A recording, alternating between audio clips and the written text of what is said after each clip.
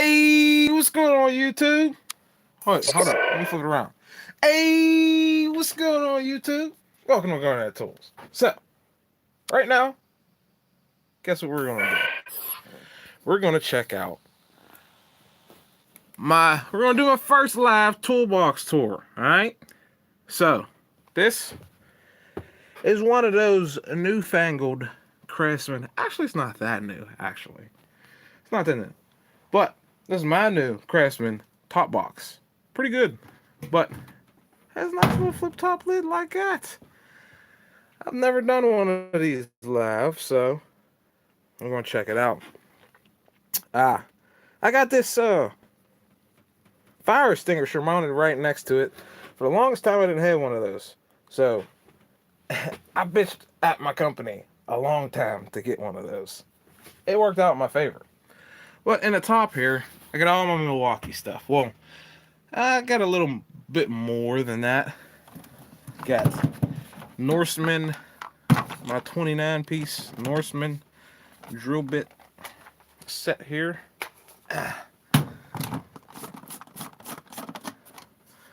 Yeah, the Big Daddy set.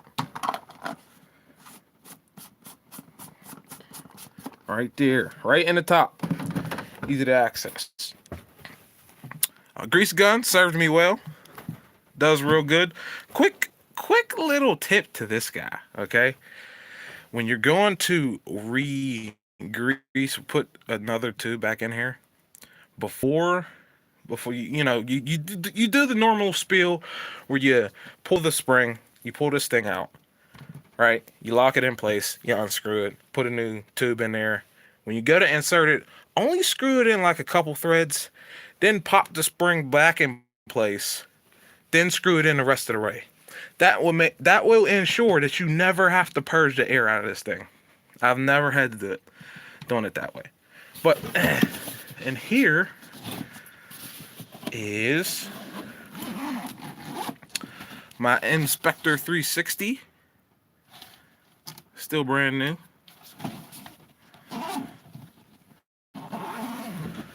So that's pretty much my top two. I don't really keep anything else up there, just the charger. I have yet to wire in. There's a USB and electrical outlet bank right here. I've yet to wire that in. I have it running in the van. I have it running, but I've yet to juice that up yet. But moving on. Oh, gotta unlock it. That grease gun is nice, dude. Listen, I used to have one of those crankers. For probably like 3-4 years, I used a cranker. And that was hell, let me tell you. Getting it into, especially when I work on big, heavy-duty forklifts, not just normal forklifts anymore. I work on big, heavy-duty ones. Big, huge, 40,000 to 60,000 pound capacity forklifts. So that doing a hand crank, there's probably like 20 grease fitting ports, and some of them are you need an extended whip. And with a hand cranker, this just does not work well. So this thing, I love it. The only issue is sometimes, with those jams where the grease hole gets jammed up, and like a normal, if you got a real good one, it would be able to power through it. Maybe the 18-volt one would do that better than this does. But for the most part, this gets it done.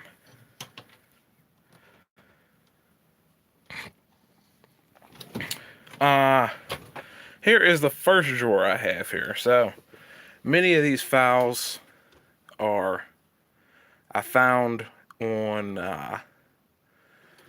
what is it, HJE, and I got them like new old stock Nicholson, so they're American made files that I just pressed into these handles. Wire brush. This is a file card. If you guys don't know what this is, this cleans your files. So when you're not supposed to, but when you go out like aluminum or soft metal, definitely you need something like this to clean all those chips out of your files. And I got a battery brush back there. I got a one real good C-clamp. This big one, the rest are Harbor Freight. And my only drill bit, or my only bit case in my whole van actually, my only bit case. I don't really use these that often, but that's there. And then this is screw extractors. These things, believe it or not, are still made in USA. Made in USA still. So I like that. Thank you, Irwin, for not offshoring that, at least. That's that drawer.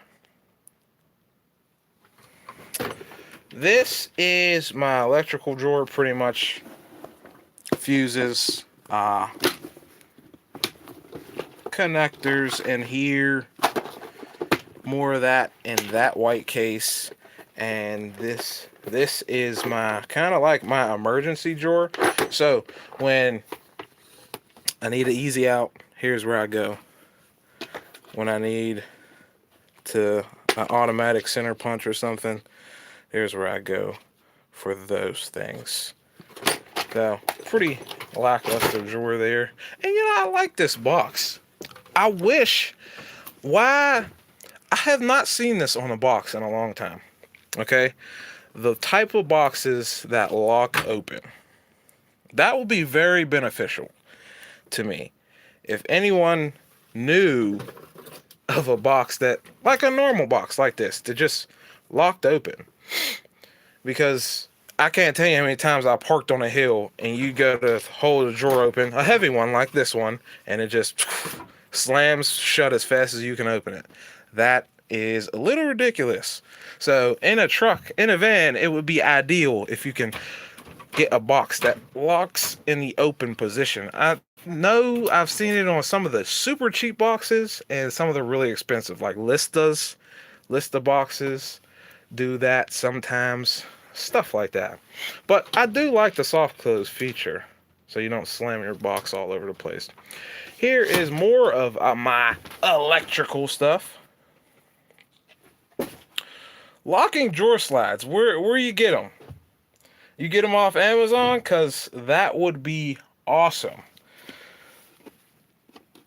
I haven't even explored nothing like that, but that's something I definitely need.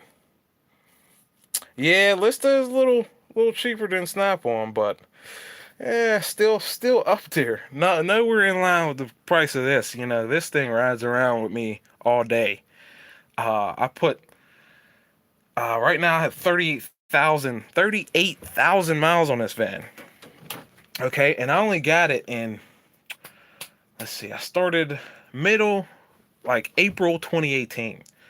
So ratting around, bumping around, I can't tell you how many times I've rode around with this thing unlocked. And this is really a great place for an inexpensive box. If you put an expensive box in a van like this, you're not doing yourself a favor. You're pretty much wasting your money, because unless it's meant for something like this and it holds up, but usually they don't. And once we get down to the lower box, I'll show you what I mean. So this is just my electrical stuff. I got some shrink tubing. This is actually some spare wires I have, and this is my soldering kit, Solder It Pro 100K. It's pretty nice. I like it. Another battery cleaner in that drawer. I really need to reorganize this box. But what do I even have? Here is all the Milwaukee stuff that I have. So between the top till and the bottom here is where the Milwaukee stuff lives. And I usually keep, the reason I don't use this case for bits and such is because I keep a 1/4 inch in my impact driver.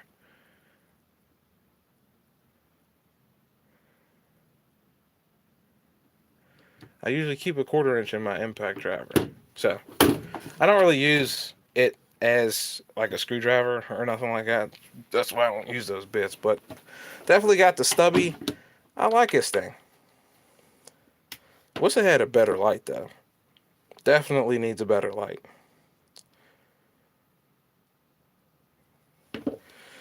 And got this light. Had to re-glue that in there once. This light. This thing. This I could probably make a whole video about this thing. This is one of those things that pretty much when I started doing this, I thought I didn't need, but this is one thing that literally changed my life. I thought I would never even have a need for that. Yeah, I don't need that. This is the new one. This is the new stubby fuel. The light on it sucks. Because the thing is, the more modern things like Ingersoll Rand, and even like, I don't think Mac does it, or yeah, the DeWalt's do it, but they have lights in the face, so it kind of like lights up the area you're working. Because once you put a socket on there, you're done. That light's useless. You put a deep socket on there, that light's pretty much done for. Unless you're working actually in the dark. Trying to light a dark area that you're working in with this thing, that light is useless. So I wish they put a better light on the face or the nose of that thing, like Ingersoll Rand does with their impacts.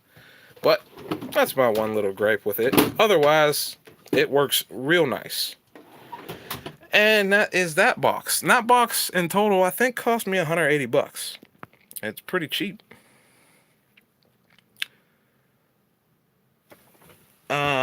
Moving on. So, this is the box I've had since 2013. I recently got this one in like 2017, something like that, 2018. But this one I've had since 2013. And these are my cheapo, what are those even called? Crow's feet? Big crow's feet. So they go to from 1.25 inches to 2 inches. And believe it or not, I use the hell out of these, because where you can't fit a regular wrench, there are certain areas on a fork truck where you have something that's like this big. And it's a little different in the forklift industry, where they at least kind of look into how it's fixed, how it's taken apart. See you, Robert. I got these off Amazon, I do believe. They're grip branded. Funny thing is, some of them are grip. They etched the word in there. That's like not even etched. That is stamped into the metal, the word grip. That's not just the laser etching, which is odd. It's in some of them, but not all of them. And the set came like that. Little peculiar. But there are situations where in a forklift you have something that's this big, 2 inches, and the engineers don't give a damn how it gets fixed. At least I feel they don't give the slightest crap about how we fix these forklifts. So, or shall I say, the particular brand I work for don't give a damn about how we fix these forklifts. So, certain areas you need a ratchet and one of these to even get to what you're working on, where a regular wrench doesn't work. What? Let those aside, and there's all my big wrenches. I only go up to 1 5/8, which is another reason I need that set. So, I mean, and that's a wrench, bro. That's a wrench. But don't expect me to get lifetime warranty out of that, because they don't exist. Isn't that fun? But I got some older stuff in there. Plum. Yeah, it's the same with heavy equipment. Same thing. They don't give a damn. They care about how it's assembled. That's it. In the car industry, they might kind of have a need to care about how it gets fixed, because inevitably the warranty and all that comes into play. Not really in a heavy trucks and stuff. But this is all my little I call this like a consumables drawer. So regular O-rings, flat face O-rings. Then I got some little cookie discs, bigger ones, random tint for some reason, cut off wheels. This is actually funny story. I found a bunch of old tools, and I got this rubbing compound along with something in the next drawer to just like make them, to shine them up. So that, along with these, I polished some tools. I hate to say that I did, in fact, I have in fact polished some tools. But this is what I mean. So I'm going to do a demonstration. It's going to be at my detriment. I'm going to show you what's in this drawer first, but it's going to be at my detriment, what I'm about to show you. But this is pretty much my junk drawer, and it has been dubbed as such because I can't open it too often. So, the reason you need cheaper boxes in a truck like this is that. Completely broken. One time, I forgot to lock the box. Guess what? That drawer went flying out of there and broke the slides. Never got around to fixing it. So, that is that. That's why, do not ever, if you are becoming a field tech, know someone who's a field tech, put cheap boxes in your truck. Don't buy expensive boxes, because that is what happens. So, that's what I meant. At my detriment. Now I'm going to have to clean that up later. But it's definitely going to be later, not now.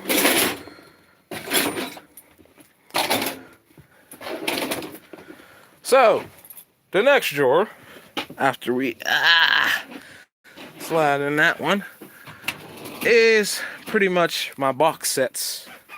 The next couple drawers is my box sets. So I got a mirror here.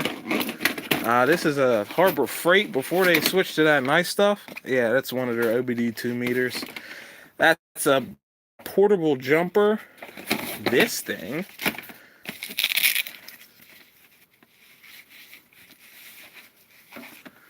is a manometer. I almost forgot the word till it said it right there for me. But it measures the pressure of LPG, because the pressure is so low that you have to use something like that to test it. Fuel disconnect things. Oil pressure test kit. What is that? A vacuum test kit, another thing for LPG pretty much. That is a impact driver manual one. This thing is a compression tester. And this is quite possibly my least favorite tool ever. You know why? I'll show you why. Because there's one particular socket, and it's probably the 10, because that is something that, I think it is the 10. So, you stick that in there, and that, well, must have fixed itself when I yanked it out. But the one time I went to use this, I inserted that, and it would never come out of there. So I said, screw it, forget it, I'll leave it in there. Until I had to beat it out of there. Maybe it's not the 10, because the one I'm thinking of literally got stuck, and you can see that I beat the hell out of the bottom of it.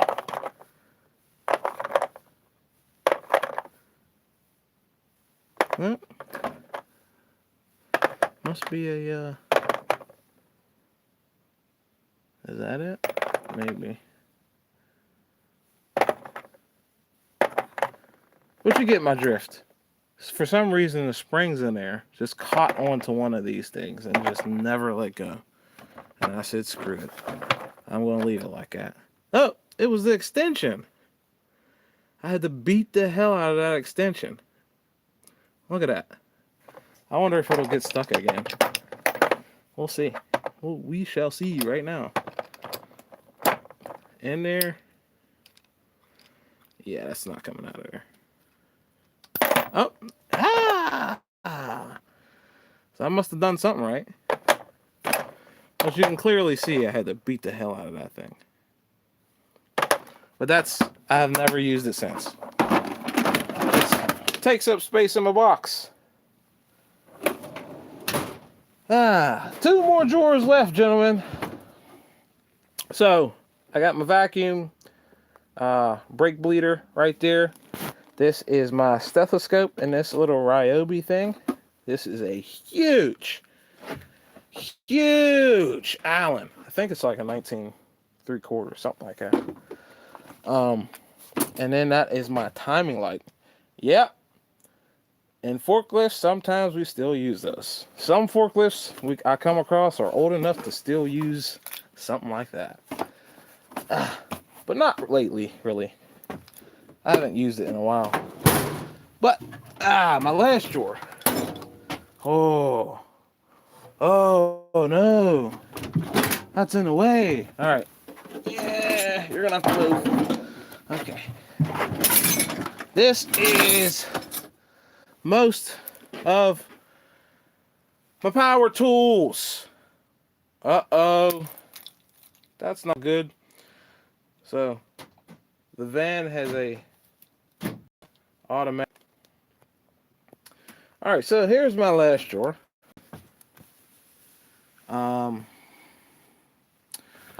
I have pretty much any air tool, any power tool I have in here. Air hammer, 1/2-inch impact, snap-on. This is actually a snap-on Harley Davidson 3/8 impact. Scored that from a pawn shop. Another Ingersoll Rand die grinder. Right yonder. I don't even know who makes this. Let's see. Newstream. But it's an extended cutoff tool. And I got this for one reason. To cut a hole in my bed. The bed of my pickup truck. I had an issue with the fuel tank. Had a leak. Well, first I had a slow evap leak. Then I had a large evap leak. Then I had a not starting truck. So I pretty much knew I had to access that. I climbed up under there, felt on top of the fuel tank, and was like, God, there's all kind of fuel up there. So tried to take the strap off, rusted. Not even going to attempt that. There's only two straps holding this whole fuel tank in the truck. Went to try to take my bit off. Guess what? All the nuts are spinning where they sit. So, guess what? I'm like, screw it. Cut a hole in the bed.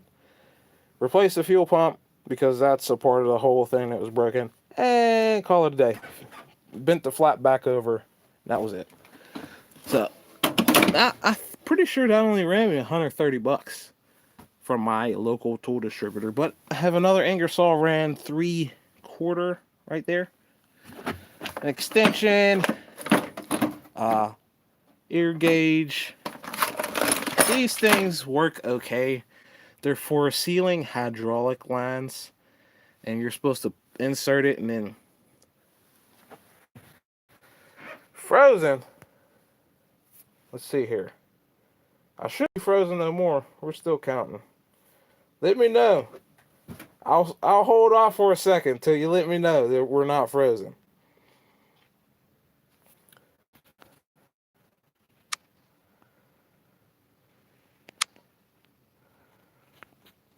Oh, all good, all good. Okay. All right, so these yellow things, you're supposed to twist into a hydraulic. You're supposed to insert it and then twist it into a hydraulic line where it seals the line from leaking, which half the time they work, half the time this big one's too small for what I need it for. So that kind of annoys me. But yeah, they work sometimes. If you got a 90-degree though fitting, it's a little difficult because then you got to get the little nipple to kind of bend up the 90-degree hydraulic fitting, which doesn't always work. So you end up covered in oil when you could have just got a regular cap. But this is all my impact stuff that goes with the ear hammer and the die grinder and such. And I have my Cornwell ear gun, blow gun, and then my prized possession. I'm super proud of this thing. So, this is my 5-inch fine grinder. Fine grinder. The way to go. Caps and plugs are the way to go. It's the only way you can assure. Actually, there's one other system that I've seen that works, but they're not for all types of hydraulic hoses. Just certain ones. Just only the only the flange type.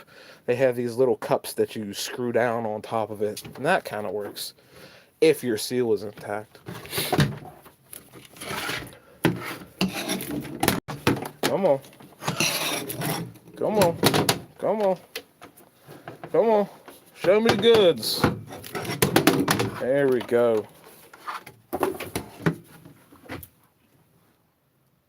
A beauty. Fine orange grinder. My favorite thing in this truck, probably. It's a WSG 11.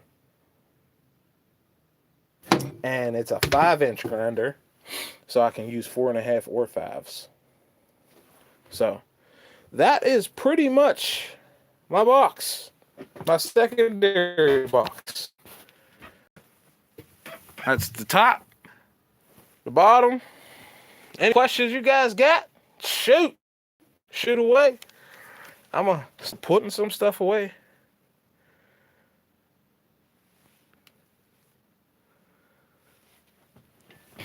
Not a problem, bud. Not a problem. Let me see if I can. Yeah. If it's not broke, fix it. Yep, you know, only work half the time.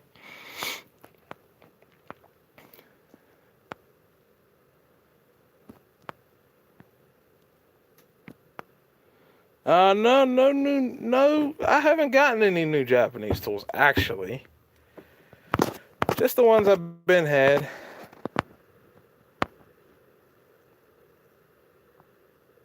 Oh ho ho! Ford truck guy donated $5. Thanks, bud. I honestly forgot that was even possible.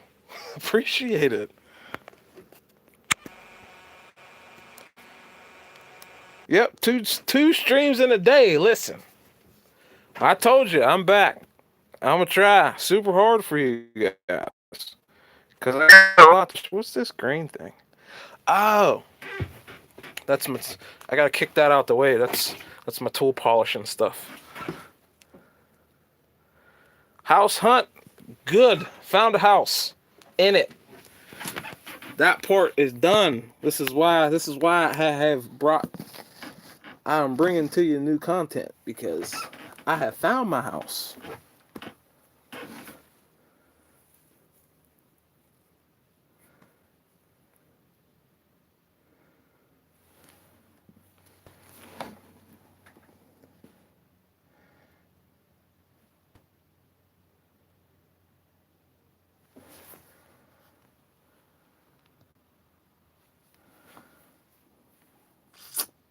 Not a problem, Chris Lawrence. Appreciate you. Thanks for watching. Thanks for enjoying the content. That's what I'm pretty much grateful that anyone wants to listen to me. Yeah, pretty much at this point, because I mean, I guess I got a little bit of an insight on certain things, and yeah, I'm a little inexperienced at other aspects, but yeah. I try, man. That's all I do. That's all I do with my life is I try. Actually, I did get some new stuff. I have to show. I have actually taken a lot of the stuff I used to have and got it. Like, there was certain things I had simply to do reviews, and I was not, like, my rule used to be that I wasn't allowed to use it until I did a review, so I could be excited to do the review. But, like, that really didn't work out for me in the long run, because I would never have the time to do reviews anyways, even though I was super excited about stuff. So there's a bunch of stuff I've gotten over the past months that I have to show you guys because they are just awesome. So let me get this wrapped up here real quick. Ooh. Put my grinder back.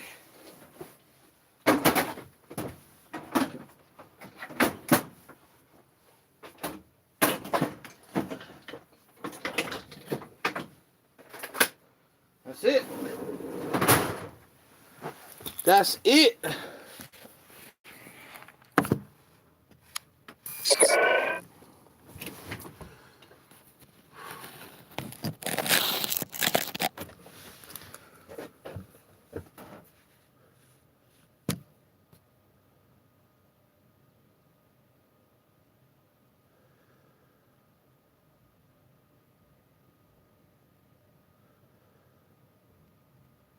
Oh, the Allens I made pretty good. I'll grab them to show you. Pretty good, pretty good.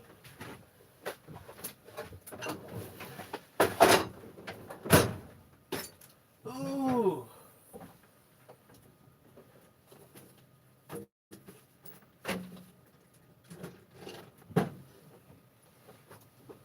So, for those of you who are not aware, John Erickson is referring to these things.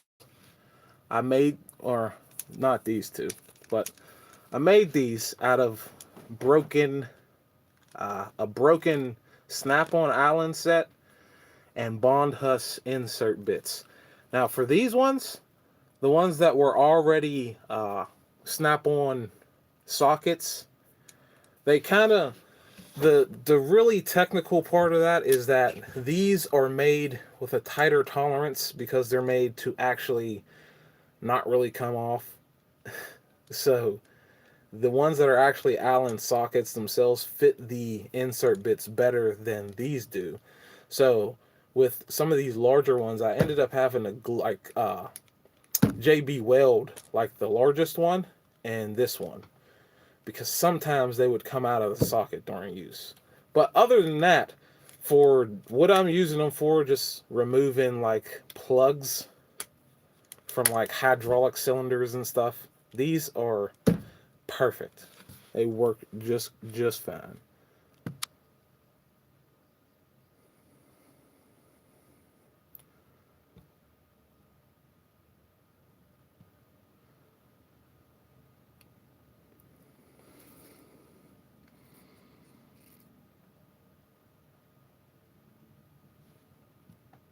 Oh, thanks, Chris Cass. I use that set literally weekly. Now, people exaggerate and say daily. I'll use it. No, I use it weekly. I guarantee I use it weekly. I probably use it in my house.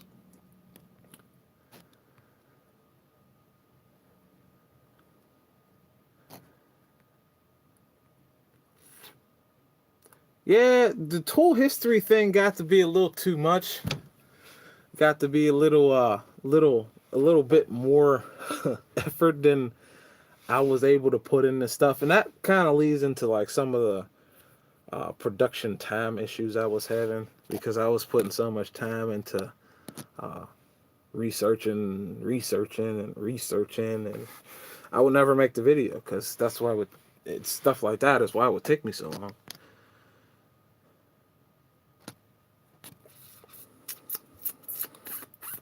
Carlisle might have hex sockets that length,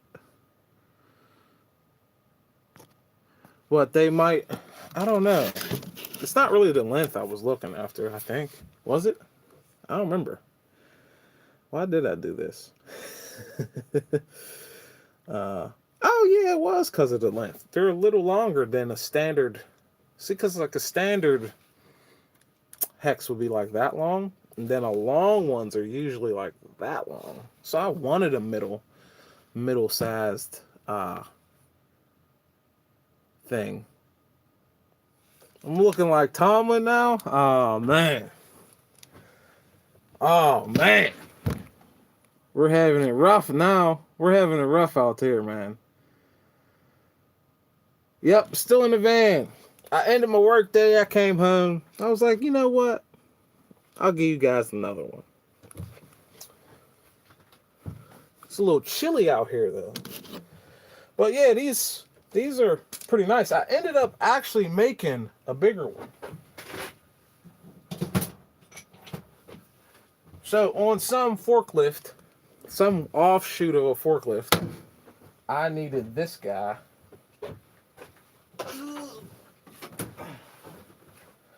I needed this guy because some manufacturer in Canada, I'm not going to name names, but some attachment manufacturer in Canada that Toyota owns decided to put 5/8 bolts in to attach a fork in back where you couldn't, like a standard regular Allen wrench would not reach it, and a regular socket would like get caught on the socket part. So I had to buy this. This is a master mechanic socket and a Bondhus 5/8 Allen, and in total it is 7 inches. See that? 7 inches long in total. Just so I can bolt 24 fork attaching bolts to an attachment.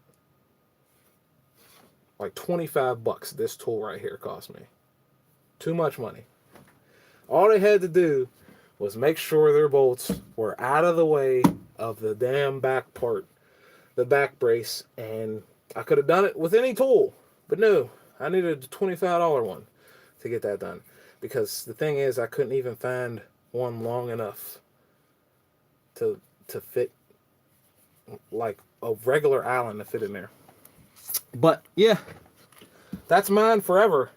Because sometimes my company will buy tools that I need, but when it comes to stuff like this, it's mine. I bought it. So you need it, you can ask me for it, but it's mine.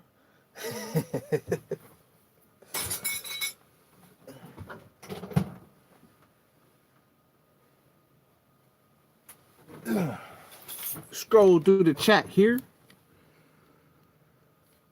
Tools and trash. How's it going, bud? Oh yeah, I'm back in full effect, buddy. Back in full effect.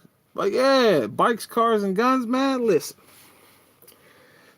the Steelers are a little rough this season. I don't need those comparisons, okay? I don't need those comparisons at all. Got our players getting beat over the head with their own helmets and stuff. It's just crazy. Now I'm going to try to put this drawer back in this toolbox. See if it works. Ugh.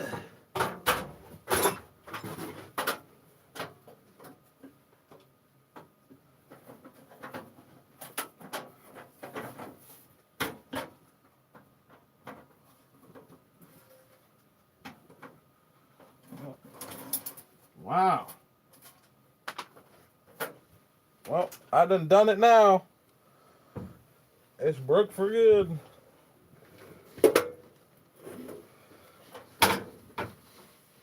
You done it now, Sharon. You done it now, Garnett. It's over. It's a wrap. Hang it up.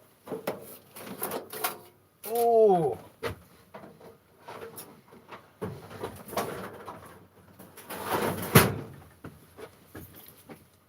Just slides right in there. Whoa, 42 views. 42 of you guys are watching me right now. Why?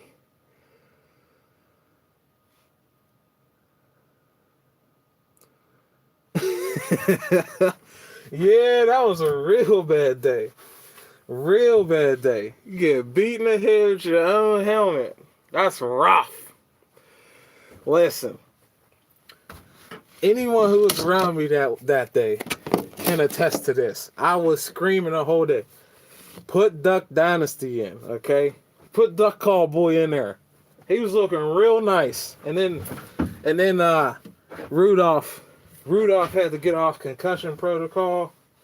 I was like, man, I just know they're going to throw him back in there. Yep. They did. They did. Always shooting themselves in the foot. Whatever. Silly like what?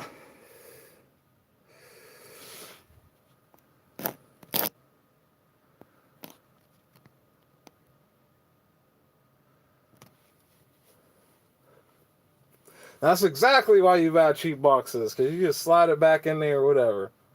Lock it, it'll be alright. It'll work like that for years. You ain't got to worry about no hundreds of dollars. Listen, that thing probably cost me $500 brand new because I bought it when a Sears was still open in my area. 2013, I came back, the only Sears Grand around. That's when I bought that box right there. So, it has it has served its purpose. It has been through 3 jobs so far. I was looking at new ones recently. It's crazy because old Craftsman boxes like this bottom one, Harbor Freight now makes a better 6. Who'd have thunk, right? Not 5 years later, Harbor Freight would be offering better boxes than Craftsman. I mean, it's just the lay of the land now. It's the way the cookie crumbles. But they're thicker metal, they're wider, they're deeper, for relatively the same price.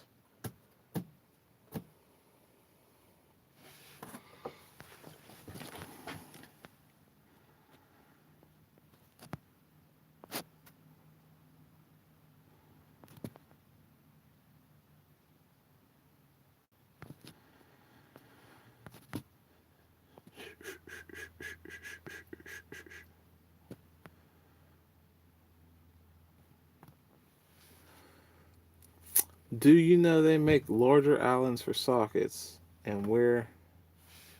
Yeah. If you go, I think Bond Hus makes these. These bits. Well, they're not all this long. I think they only do a limited size on this long, but like in the sort of small. Let me get it. And like this form factor where it's I think they call it a 2-inch bit. Yeah. So these are like 2-inch Bond Hus. It's a BON. Yeah, BONDHUS. They're made in America. They make bits up to, I think, 1.5 inches. Just the bit that size. I think they make up to 1.5 inches. Yeah, I might be wrong on that. They might only go to like 1 inch. But I know they make actual Allen keys up to like 1.5 inches or something stupid big. Something really damn big. I think they actually go bigger than 1.5 inches in the Allen keys, and then like up to 1.5 inches in these. So if you're looking for just the bits, inserts, because what you could do is if you're in a tight spot, you could just get the bit. You don't need the socket. Put a ratchet over that thing, or put a wrench, ratcheting wrench, or a regular wrench, whatever you want, over that thing, and just drive it. Just put it wherever you need it, and just drive it, like right here. You're done.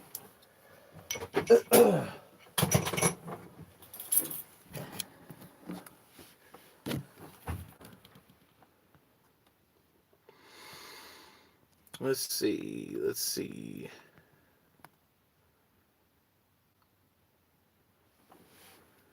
30-inch nap-on box, oldie but goodie. You just want to give that away? I'd rather see you sell it, bud.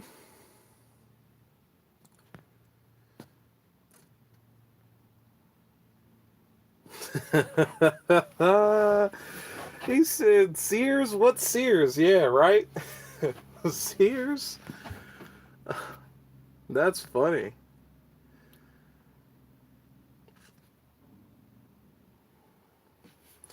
Yeah, I don't. Now I got to get a couple of things for me to make a new video. Tools and trash. I gotta get me a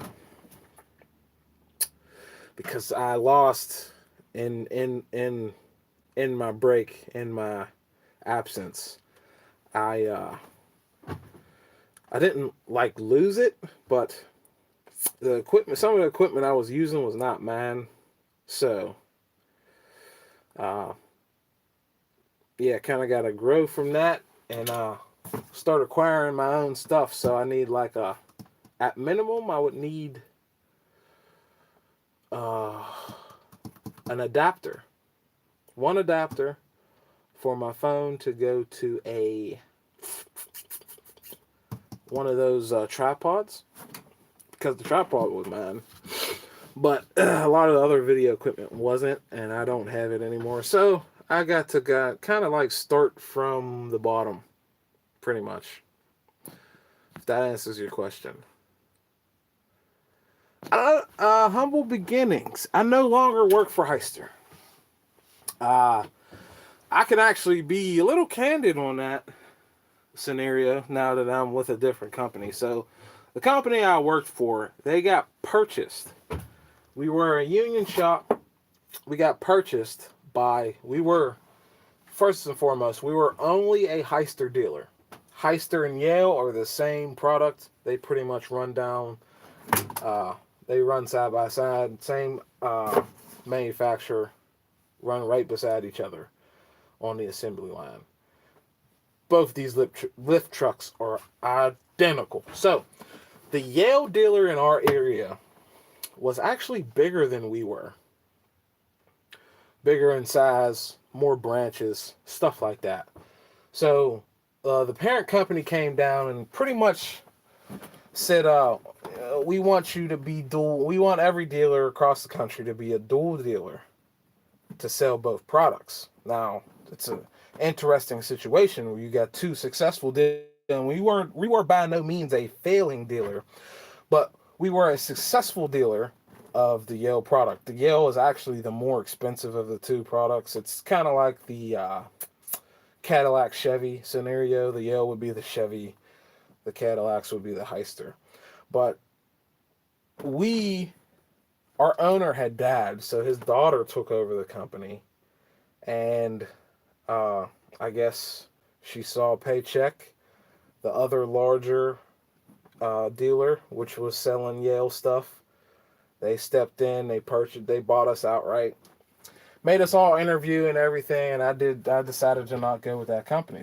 So I no longer work for Heister. I've learned a lot working for Heister, and I've learned a great deal of things working for that company. But now I work for a different manufacturer, and they wish that they kind of like see this channel that I have and see some of the things I do on here, and they wish to distance themselves from me. So, I mean, not necessarily distance themselves, but more like they would like it to be more of my personal thing rather than a company involved thing. So that's that. I no longer work for Heister.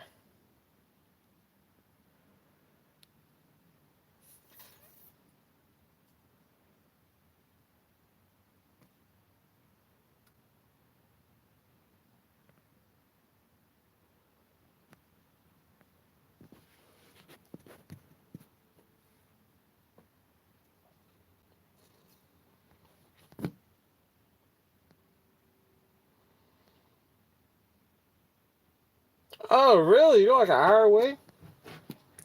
Mr. Bikes, Cars, and Guns?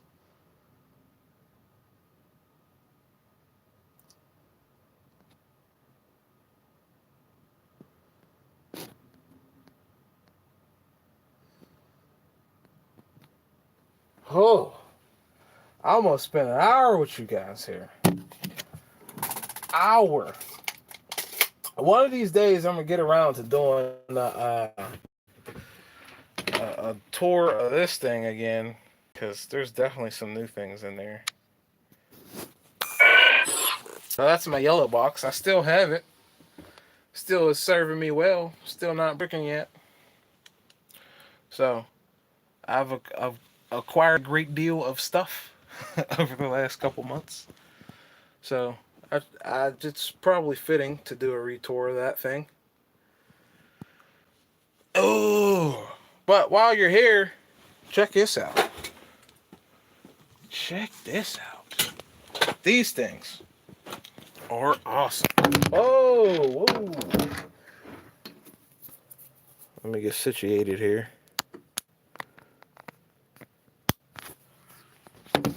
Okay. Uh-oh. Uh-oh. There we go.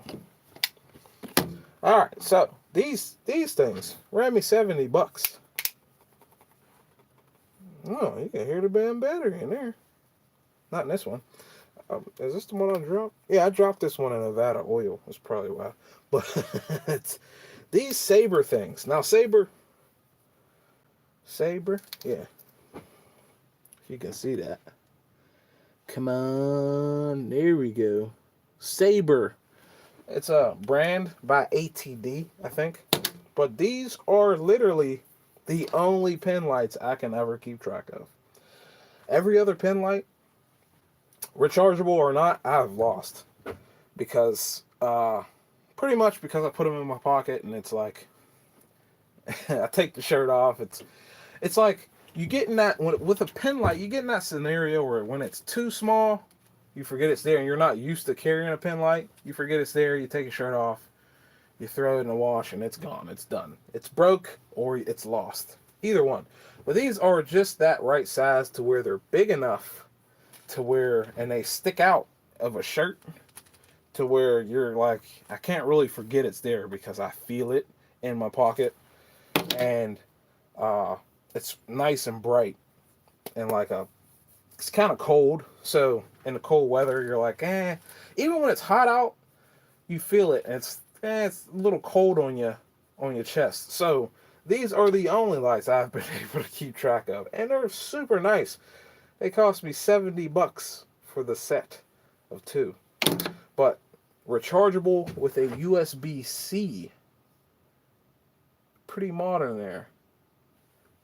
But this one has a tip light, a side light with 2 settings. This one has 2 settings. And also a laser in the tip of it. So, these are one of my favorite recent acquisitions in my ever-growing tool empire. Oh, let's see here.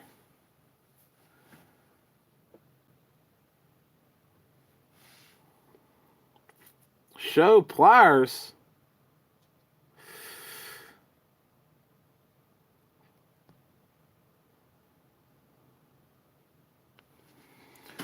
Come to Raymond. That's like working for Toyota.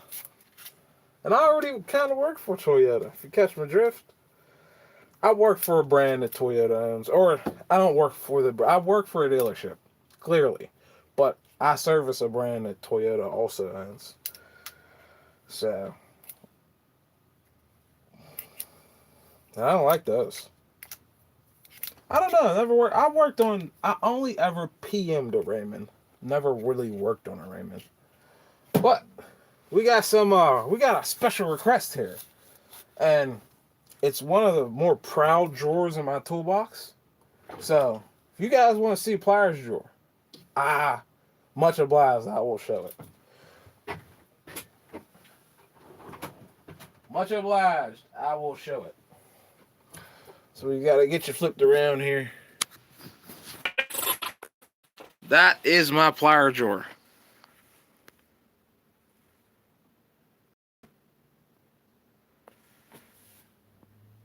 Toyota owns a whole bunch. Well, not car brands. I mean, I know to the extent of brands they own in the industrial space. So they own Raymond. They own actually, I guess I don't.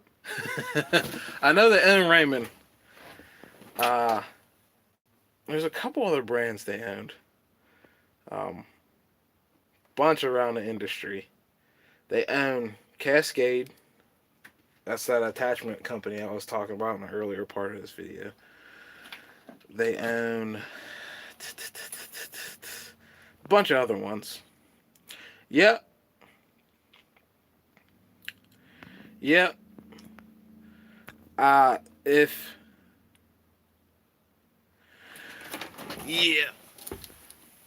I think it's just the lighting. If I could fix this lighting, then my camera would do good. It's just the lighting that kills it. That's these LED lights are super white. And my camera is just like not liking that. If it was regular light, it would be okay. But yeah, that's my pliers. Slammed full drawer of pliers right here. So I got hose pinch offs, battery pliers, small flush cutters, Knipex. What are these? Those snap ring pliers, but these are the external. The internal are over there.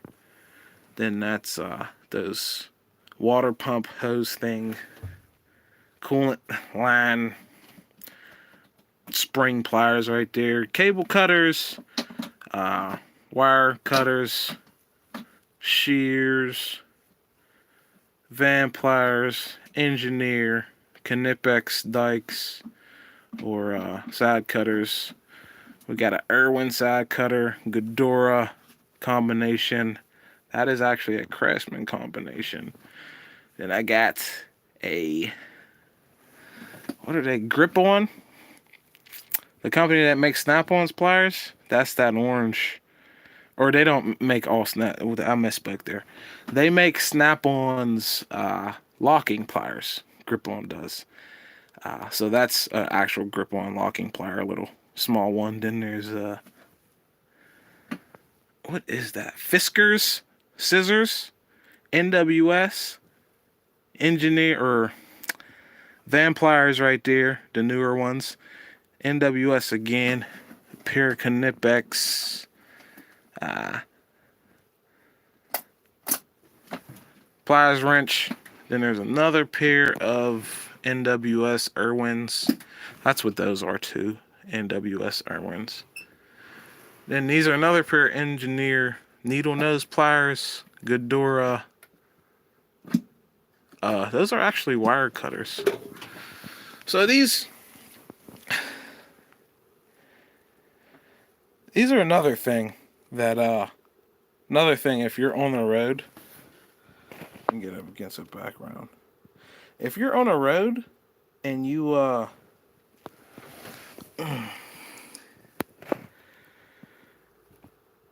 and you're working out of a van like this or something, chromed pliers like this, or what you need, absolutely.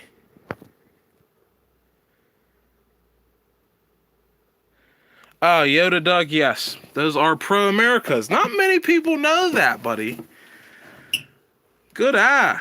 Good eye, buddy. Yes, Pro America. These are made in America. California. Made in USA. Made in California, I think. Ain't that nice? That we still have stuff like that. Get stuff like this, where it just rusts your plier out.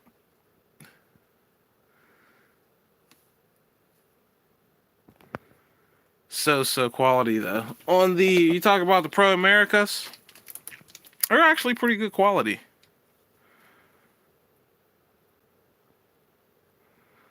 Frank M. Or are you talking about the grip ones? Chris Cass. Super Auto Box. Then we got Knipex pliers here. Yeah, they're actually, they hold up pretty good. I've read somewhere in the reviews, and which I haven't been there in a long time, the Garage Journal, where they say that these break. Some of them break, but I haven't had an issue with these, which they're flush cutters. So yeah, they're flush cutters. So all I do is cut zip ties with them. So I don't really see how they could really be bad for that. It's pretty much what I would compare Pro America to is someone like, because I know you're really into Japanese tools, bud. So, not, who are they? They're more of like, it's like quality stuff, but like, it could be better. You know what I mean? It's not the best in the world, but it's very good. That's what I would compare them to, like Tone tools. That's what I would compare them to, because some of their stuff is like really good and some of it's kind of okay. Like here, these are Tone impacts, right? And if you can see, these are kind of like, they get wallered out really easy on that. And this is the smallest one, so I don't use it all that often. This is the bigger one, which, you know, those corners are 8 up. Worse than any other socket, any other impact I have. These Tone impacts have eaten like that. So that's what I would compare Pro America to, kind of like their stuff is like pretty good. And these okay. So these are also Pro America. And so on this I would consider, absolutely, I would say okay quality. Pretty good, not the best. So, what I had to do was file down the stops, because it was closing like partially open like that and not cutting the whole strand. And then I had to and I never use this to cut like metal. You don't, on a cable pliers like this, you don't use these to cut metal.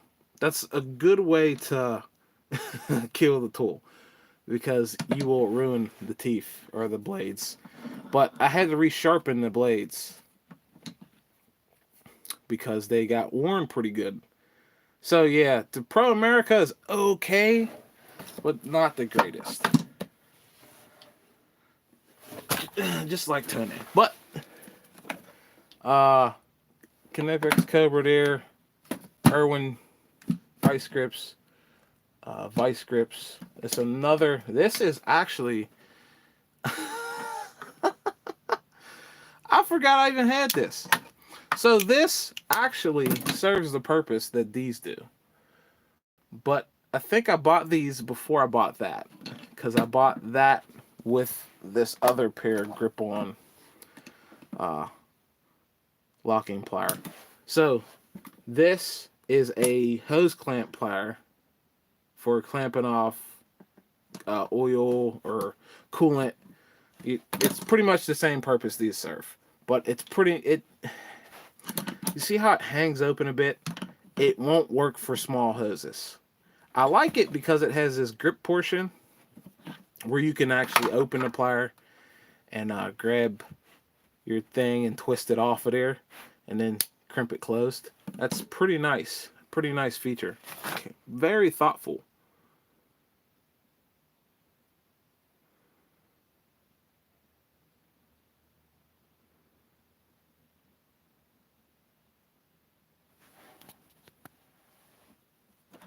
Oil filters. All right, let me finish up because I only got the rest of this. And I'll show you what I use on oil filters.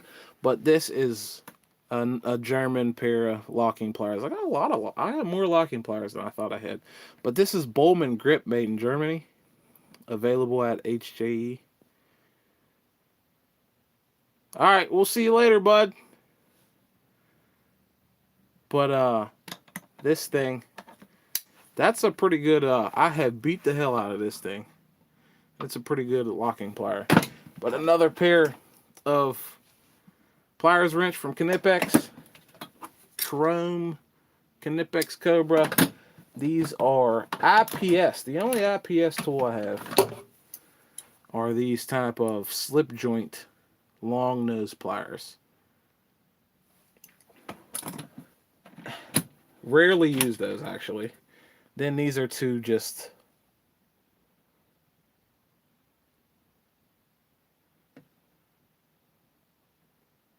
yeah, you can't post links in it. I think once the video is over, box, you can post links in the actual video once this has concluded, but not the live chat. But this holy crap, 150 locking pliers. Listen. I don't need that many, promise. This is all I need. I thought I needed more, but nope. I don't think so. So that's it. These are, what did I say? These are Crescent, those X. These are those X long wrenches.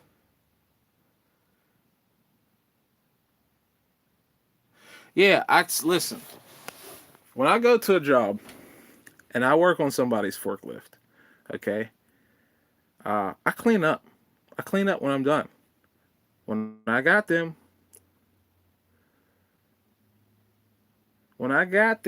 my tools were clean, and I will leave with clean tools.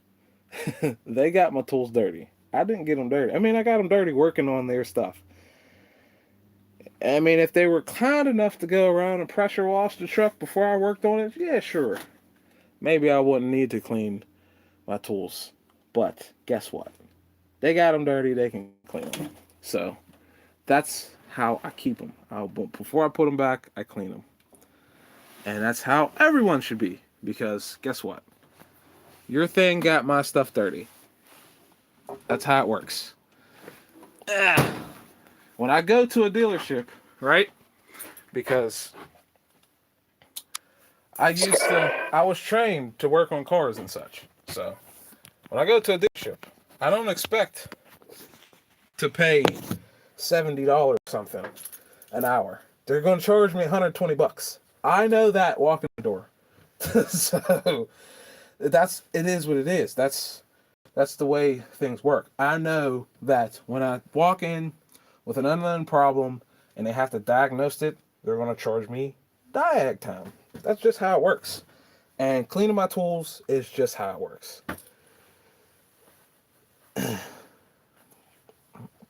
That's just what you clean your tools. That way, when you go to reach for the tool, when you got to do a clean job, or when nobody wants to grab a dirty tool, not even your own dirty tool. So just clean your tool. Build a customer, clean your tool. It's usually, if you don't use that many tools, it usually takes like 5 minutes. Really. It don't take that long to clean up your stuff, put it back where it was. Then you're ready for the next thing. That way, your next job, you can be timely, you can be cleanly, stuff like that. You come in the next day, you can be timely, cleanly, and keep it moving. But this is what I use on filters. Page here, but yeah, I use those on filters. Yep, channel locks. This is the that's the 12 and the 15. I don't know what that one is. I don't think that's a 10. I think it's an 8. Maybe it might be a 10. 10, 12, 15, something like that. But for the most part, where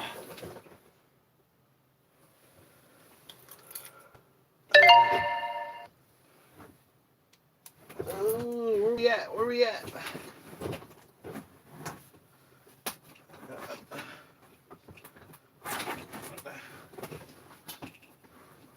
Well, you can tell I haven't done a PM in a while. I can't even open the box.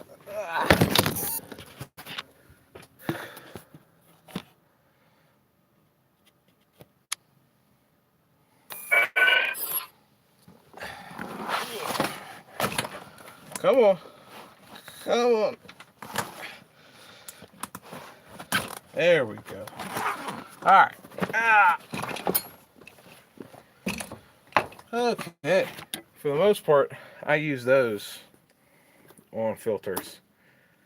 They are Lao swivel grippers. 3 different sizes I got there. And that's what I end up using on them. This one is huge. I just got this one really, but for the longest time I've only needed these 2 till I got to working on bigger trucks like Kalmars and such. Kalmars and Taylors and hoists. I get to use those.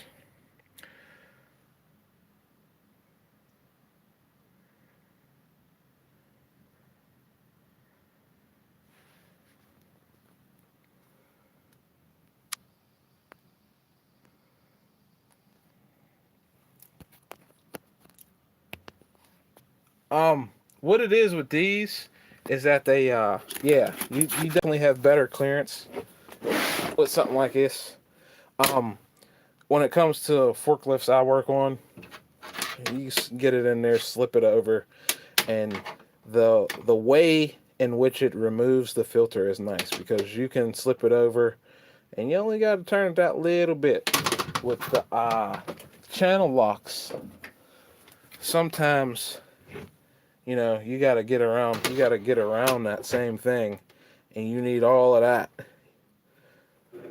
And this does not swivel the pivot point like this does. That just gives that an extra advantage. So when it's a tight spot, this is what I use. But when I have a clear shot to it, I definitely use this. And if it is really stubborn, I bust out the chain wrench. I wrap that thing around it and give her hell. But that's pretty much, between all of that, I usually get an oil filter off. I have not come across one that has, I mean, I've probably come across one that's thrown me for a loop for a bit, but after a while I get it. Because when you start wrapping chain wrenches around stuff, it gives up the ghost, trust me.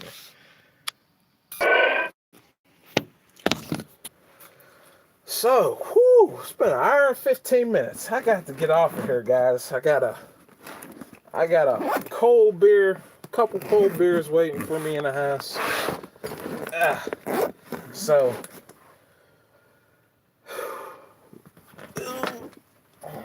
clean up a bit around here. I'm getting that later. Yeah. Have a good one. So, thanks for joining me. As always, I'm Garnett-Tools. You've just witnessed my first ever live Toolbox tour. If you missed it, once this video concludes, you can go back, rewatch it. Skip ahead if you want. Mention if you see something you like. mention it, I'll tell you right away. Listen, back in the day, I had a pretty crap-tastical, in spectacular fashion. My phone was pretty crap-tastical. So, this one is a lot better. I can respond to people a lot quicker on this. And, yeah. So, if you see something you liked in this little showing I did, just go back, ask me, I'll tell you right away. Not a problem. But thank you guys for hanging with me for an hour and 15 minutes, especially for you guys who stuck around for the whole thing. And I'll see you in the next one. Peace.